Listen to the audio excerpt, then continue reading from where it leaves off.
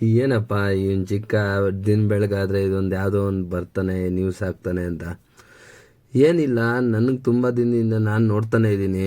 ಸುಮಾರು ಜನ ಯೂಟ್ಯೂಬರ್ಸು ತಮಿಳ್ನಾಡಲ್ಲಿ, ಅದು ಕನ್ನಡದ ಬಗ್ಗೆ ಪರವಾಗಿಲ್ಲ ಬಿಡು, ಇದು ಕನ್ನಡದಿಂದನೇ ಹುಟ್ಟಿರೋದು, ಕನ್ನಡ ತಾಯಿ ಇದೆಲ್ಲ ಒಂದು ಸಪ್ರೇಟ್ ಆಗಿರೋದು. ಫಸ್ಟೆಲ್ಲ ನಾವು ತಮಿಳಲ್ಲೇ ಇದ್ದಿದ್ದು, ಆಮೇಲೆ ಎಲ್ಲ ಸಪ್ರೇಟ್ ಆಗಿರೋದು ಅಂತ ಅವ್ರು ಹೇಳ್ತಿದ್ದಾರೆ. ಅಂದರೆ ಅವ್ರು ಹೇಳ್ತಾ ಇರೋದು ಸುಮಾರು ಜನ ನಾನು ನೋಡ್ತಾ ಇದ್ದೀನಿ.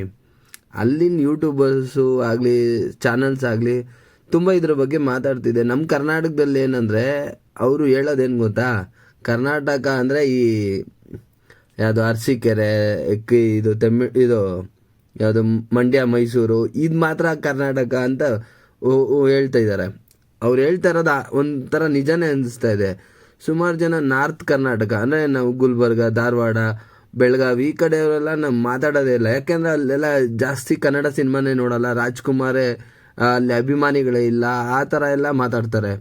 ಅಂದರೆ ಅಲ್ಲಿರೋರು ಯಾರು ಕನ್ನಡದವ್ರಲ್ವಾ ಅನ್ನೋದು ಒಂಥರ ನನಗೆ ಒಂಥರ ಇದಾಗುತ್ತೆ. ಸೊ ಸುಮಾರು ಜನ ಇದ್ರ ಬಗ್ಗೆ ಮಾತಾಡೋರೇ ಇಲ್ಲವೇನೋ ನಮ್ಮ ಕರ್ನಾಟಕದಲ್ಲಿ ಅನಿಸ್ತಾನೂ ಇದೆ.